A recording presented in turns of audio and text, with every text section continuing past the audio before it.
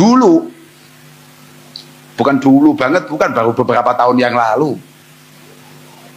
Saman masih ingat ada pelecehan di pondok di Jawa Timur apa enggak? Saman tahu nama desanya apa? Sama kan? Kayak pondok yang kita halal bihalal ini. Itu semua orang pahamnya pelakunya Gus Fahim. Pas lagi tiduran begitu, tahu-tahu ditelepon oleh beberapa alumni dari Magelang. Kemudian dia tanya dan cerita. Awalnya cerita, kemudian tanya. Cerita bahwa hari ini, ya kala itu maksudnya, di Magelang itu ada alumni Peloso melecehkan santrinya. Jumlahnya 4 korbannya. Peluruku yang ketika saya lempar dan tidak pernah bleset, itu perempuan. Maka kamu yang kebetulan menjadi tokoh, apalagi kamu punya pesantren dan punya santriwati, kamu nggak usah macak wali. Ada 2 hal yang sangat sulit untuk dikendalikan, kata Rasulullah Shallallahu Alaihi Wasallam.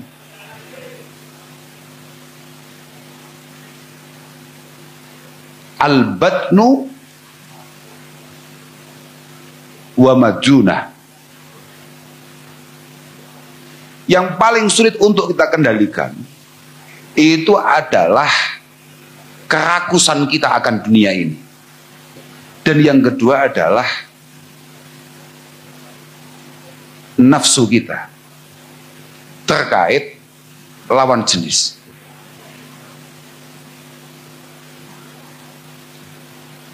Santri-santri semua harus ingat, iblis saja ketika ditanya senjata-senjatanya, dia ngomong dengan tegas. Sihami allati ramaitu biha walam ukhti an-nisa. Peluruku yang ketika saya lempar dan tidak pernah bleset, itu perempuan. Maka kamu yang kebetulan menjadi tokoh, apalagi kamu punya pesantren dan punya santriwati, kamu nggak usah macak wali.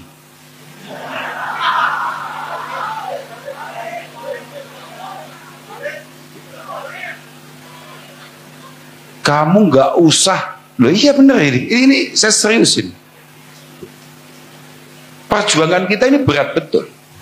Apalagi ditambah dengan langkah-langkah yang modelnya kayak begitu itu.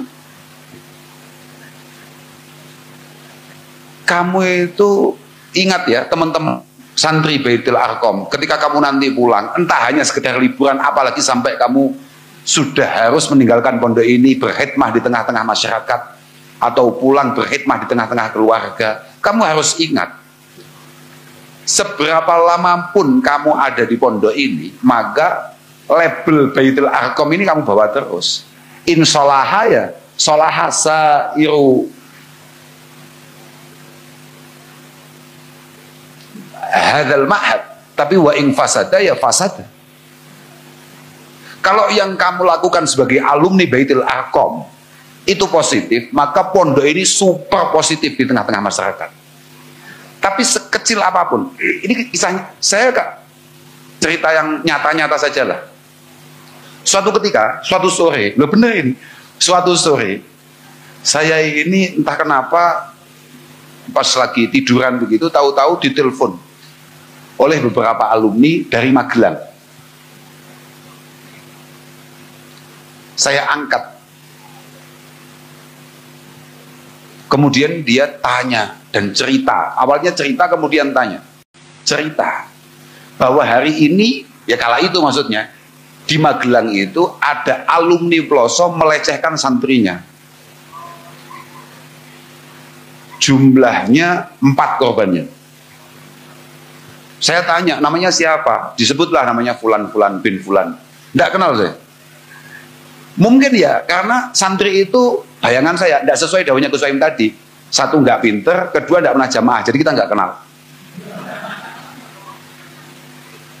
Setelah saya tanya betul, itu tetangganya siapa, tidak ada yang kenal, anak-anak tidak kenal, bahkan teman-teman alumni sendiri nggak kenal. Akhirnya saya cek, saya coba sekarang cari tahu, kok bisa di semua media elektronik itu langsung berbunyi alumni santri Al-Falah Pelosok melecehkan santrinya. Cari alumni mana itu? Kok kita nggak ada yang tahu?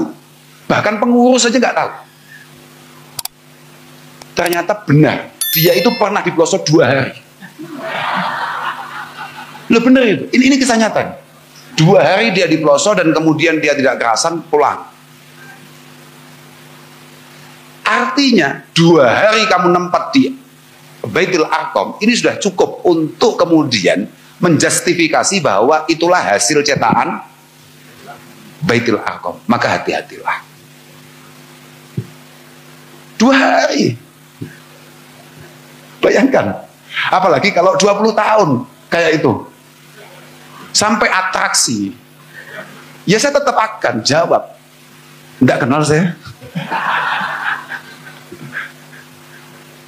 Makanya, Masya Allah,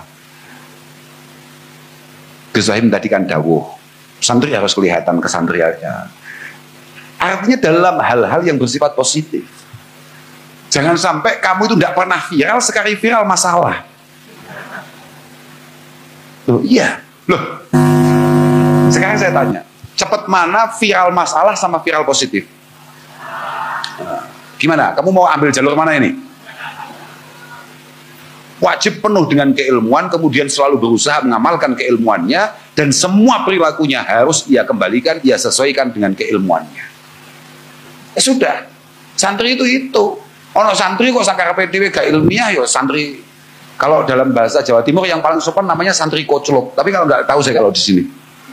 Iya, di sini saya nggak ngerti. Tapi walhasil manfaatkan betul keberadaan pondok-pondok yang ada, apalagi kalau masih ada yang sepuh-sepuh. Saya tadi itu nulis, ya, saya tulis sambil jalan dari Jepang itu Pak. Nah, ada yang saya tulis ya supaya paling enggak ya buat matlaah saja ya, daripada nganggur nggak jelas. Mali ara ulama akum yamutun wa juhalakum la yata'allam. Ini disampaikan oleh Al-Imam Abi Darda. Beliau mengatakan, saya lihat sekarang tokoh-tokoh, para ulama, para kiai satu persatu sudah pada dipanggil oleh Allah Subhanahu wa Ta'ala pada wafat. Sama kalau nggak percaya, kiai-kiai sudah habis. Nyatanya saya ini sudah menjelang jadi kiai. Ini sudah menunjukkan betapa memprihatinkannya situasi perkiaian. Ini saja sudah jadi ketua pondok loh. Padahal kan belum sepuh-sepuh amat. Yeah.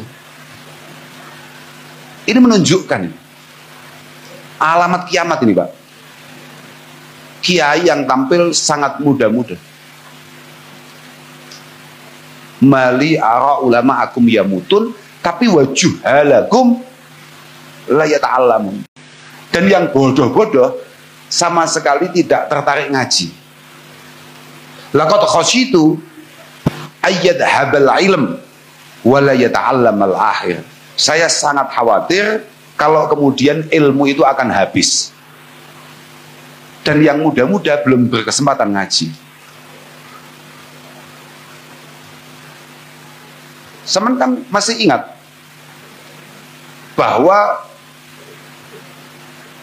Al-Imam Ibnu Hajar mengatakan, innallaha yakbidul ulama wa yakbidul ilma ma'ahum.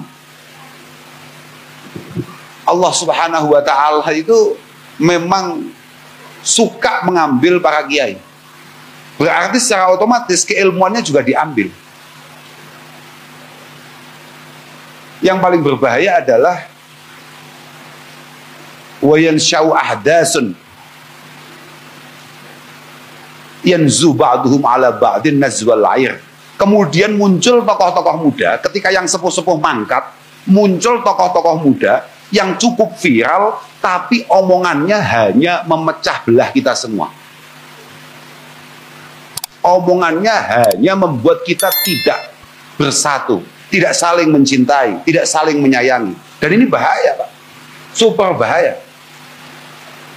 Sama masih ingat Rasulullah pernah mengatakan la yadkhulul jannah.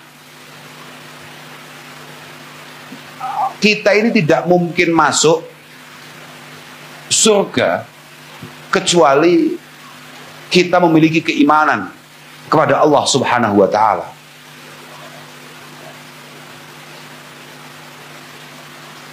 Dan kita tidak akan pernah sempurna keimanannya sampai kemudian kita punya kemampuan untuk membangun kasih sayang di antara kita. Nah, ini muncul tokoh-tokoh muda yang omongannya hanya membuat kita saling berbenturan. Yanzu ba'duhum ala ba'din nazwal ir. Yang membuat nazwal ir itu, pernah lihat adu domba nggak sampean? Apa namanya, domba di kepalanya ditabrakkan dengan kepala domba yang lain. Apa sih itu? Makanya itu sangat berbahaya. Para orang tua yang anaknya kebetulan di usia-usia ngaji, kami sangat memohon kepada panjenengan semua, tolong anak-anak itu digiring ngaji. Ya sekolah, ya ngaji. Jangan sekolah saja, tapi tidak ngaji. Kalau kayak Gus Fahim, kayak saya ini nggak patek sekolah, ya banyak alasannya gitu loh. Tapi kalau adik-adik wajib sekolah, tapi juga wajib ngaji, jangan sampai enggak. Karena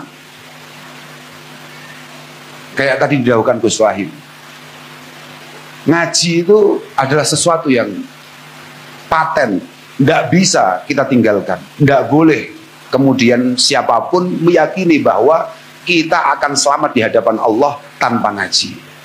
Maka kami hanya ikut mendoakan moga-moga putra putri panjenengan semua diberi petunjuk oleh Allah Subhanahu wa taala untuk kemudian mampu dimudahkan ketika diantarkan ke pondok-pondok pesantren.